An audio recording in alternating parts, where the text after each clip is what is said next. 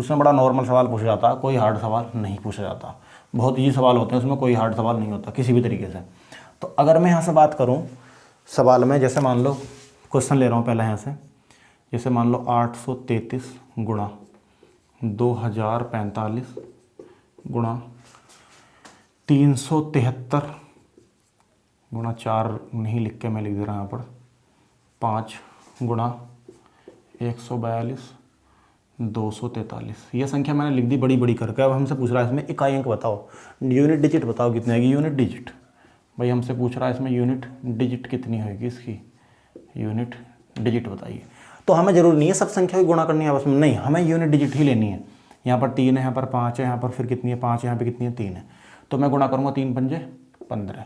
तो भाई 15 में कहेंगे कितना 5, 5 की गुणा करो 5 पंजे 25। तो मुझे 25 में कहेंगे कितना 5, 5 दिया 15, 15 में कहेंगे कितना 5। तो इसका कहेंगे कितना हो जाएगा 5, जो लास्ट में मिल रहा है उसे हम। अब ये मैंने चीज़ तुम्हें लिख के दिखाई, हम इन्हें दिमाग में भी कर सकते हैं, मेमोराइज भी कर सकते हैं। मेमोराइज किस तरह से करेंगे, मुझे पता 3 पंजे 15 का कहेंगे कितना 5, 5 पंजे 25 का कहेंगे कितना 5, 5 दिया 15 का कहेंगे कितना 5। तो आंसर हो जाएगा इसका 5। अब एक बात और ध्यान रखनी है, इसी सवाल में इस तरह से सवाल मिलते हैं। जैसे मान लो 833 या 34 ले लो गुणा 945 गुणा 672 गुणा 390 या 343 93 मान लो, या 2011 ऐसा मान लो। मैं एक अंक बताओ गुणा करने के बाद, यानी गुणा करने के बाद जस्ट यूनिट डिजिट बताना है। Find the unit digit, unit digit कितना आएगा। तो सिंपल हमें क्या करना है, एक बात तो ध्यान रखनी है, किसी भी संख्याओं में गुणा करते हुए, ये हमारे पास कितनी संख्या 1 2 3 4 5 संख्या है।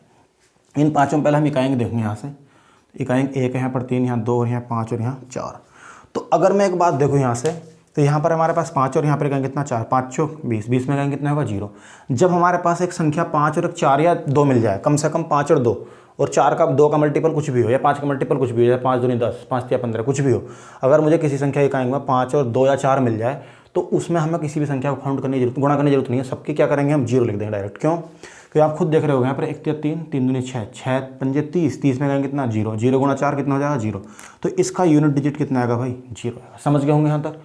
अब सवाल इससे थोड़े से मॉडरेट और कैसे बन सकते हैं, जैसा मान लो मॉडरेट सवाल की अगर मैं बात करूँ यहाँ से, तो ये सवाल में कह सकता है 72 की पावर 2013 गुणा 43 की पावर 205 गुणा 2019 की पावर 111। इस तरह से कह सकता है यूनिट डिजिट फाउंड करो।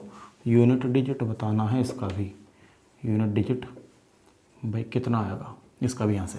तो सिंपली हम क्या करेंगे, पहले 2 भाई 2 की पावर कुछ भी। एक बात और ध्यान रखना, अगर आप वो ट्रिक भूल गए हों तो आप क्या करेंगे, सारी घातों को 4 से भी डिवाइड करोगे, रिमाइंडर को उसी घात के रूप में लिख दो, तब भी आंसर आएंगे। मगर वो तरीका जब आप सारी चीज़ें भूल गए हो, मगर अगर वो ट्रिक्स वगैरह याद रख सकते हो तो आपको टाइम बचाने का एक बहुत अच्छा तरीका है वो। तो अगर 2 की पावर 2013 है तो यहाँ पर हम 4 से डिवाइड करें, 4 पंजे 20। और मैं एक बात बता रहा हूँ, 4 के काटने के लिए हम क्या करेंगे, लास्ट 2 डिजिट लेंगे। 4 या 12, 1 बच रहा, तो 2 की पावर 1 तो 2 ही रहेगा भाई यहाँ से। उसके बाद 3 वाले में देखेंगे, यहाँ से 5 है लास्ट में, तो 4 ही कम 4 कितना बच रहा 1, तो यहाँ भी 3 की घात 1 3 ही रह जाएगा। इसके बाद अगर यहाँ पर 9 है, इसकी घात 2 है, इसे 4 से काटेंगे, 4 दूनी 8, कितनी बच रही है 3। तो मुझे पता 9 की घात 3 का मतलब होता है 729, और 729 में कहेंगे कितना 9 गुणा, उसके बाद कुछ भी नहीं बचा, छोड़ दो बाकी। अब क्या करना, 9 या 27, 27 में कहेंगे कितना 7, 7 दूनी 14, 14 का कहेंगे कितना 4, तो इसका आंसर हो जाएगा 4। समझ रहे होंगे यहाँ तक अच्छे तरीके से, क्लियर तरीके। इसके बाद अगर संख्या ज़्यादा क्रिटिकल हो जाए, जैसे क्रिटिकल का मतलब जैसे मान लो मैं बोल दूँ यहाँ से 125 की पावर 124 की पावर 123 की पावर 122 की पावर 121 की पावर 120 की पावर 119। मैं यहीं तक ही ले रहा हूँ इसकी पावर को। आप कुछ सोच रहे होंगे, हड़बड़ा जाते हैं एकदम, पावर की पावर बड़ी दिक्कत आएगी भाई। नहीं, बिल्कुल नहीं घबराना। हमें कहेंगे कितना है पर 5, और 5 की पावर मैंने बोल दिया कुछ भी हो, 0 से 56 कोड में मैंने बताया कि 5 की पावर कुछ भी हो, 0 की पावर कुछ भी हो, 1 की पावर कुछ भी हो, 6 की पावर कुछ भी हो। इकाई अंक हमेशा कितना आता है 5 या 6, या फिर जितना भी मतलब कोड जिसका है इकाई अंक, जैसे मान लो 0 1 5 या 6 में से कोई भी एक संख्या जो यहाँ पर रिपीट है, यहाँ पर मतलब जो भी एक नंबर या डिजिट रिपीट है, वो संख्या उसकी घात कुछ भी हो तो हमेशा कितना आएगा, उतना ही आएगा जो संख्या यहाँ पर दे रखी है। तो इसका इकाई अंक कितना आ जाएगा यहाँ से 5। घबराने की बिल्कुल जरूरत नहीं है। यदि मान लो अगर 5 6 और 1 0 में से अगर संख्या वो ना हो तो फिर क्या करेंगे हम, वो उस चीज़ को भी समझ लेते हैं। जैसे मैं ले रहा हूँ यहाँ पर 133 की घात 211 की घात 212, 2012 लिख दिया कोई नहीं, 2013 लिख रहा हूँ, 2014, 2015। तो मैं यहाँ तक रिपीट कर रहा हूँ 2015 तक, या फिर कुछ भी हो सकती है जो मन करे। तो अब यहाँ क्या करना है, हमें सिर्फ इकाई अंक लेने हैं, केवल इकाई अंक की घातों के। अब यहाँ इकाई अंक कितना देखा जाए तो 5, 5 और 4 9, ऐड करने हैं इकाई अंक, 5 और 4 9 और 3 12 और 2 14 और 1 15। तो मैं कह सकता हूँ 3 की पावर कितना हो जाएगा 15। अब इसे 4 से डिवाइड कर दो घात को, 4 तिया 12, कितना बचा भाई 2, 3 बचा, 4 तिया 12 कितना बचा 2। तो ये हो जाएगा 3 की पावर 2 और सॉरी 4 तिया 12, तो कितने बचे 3, तो 3 की पावर कितना बचेगा 3, और 3 की पावर 3 का मतलब होता है 27, और 27 में कहेंगे कितना 7, तो आंसर हो जाएगा इसका 7।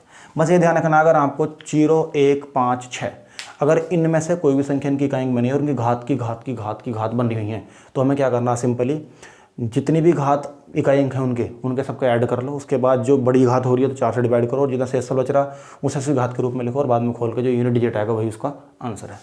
अगर मान लो सवाल इस तरह से दे दे, 216 की पावर 215 का फैक्टोरियल की घात 211 का फैक्टोरियल, इस तरह से भी दे सकता। तो आपको बस बात समझनी है, 6 अगर किसी घात मतलब इकाई अंक दे रखा उसकी घात कुछ भी हो तो कितना आता है, हमेशा 6 ही आता भाई इकाई अंक। तो कन्फ्यूज होने की कतई भी जरूरत नहीं है बिल्कुल भी। जो भी सवाल नेक्स्ट बचते हैं उसे हम नेक्स्ट टाइप में देख लेंगे नेक्स्ट वीडियो में। अभी के लिए इतना ही काफ़ी। अगर आपको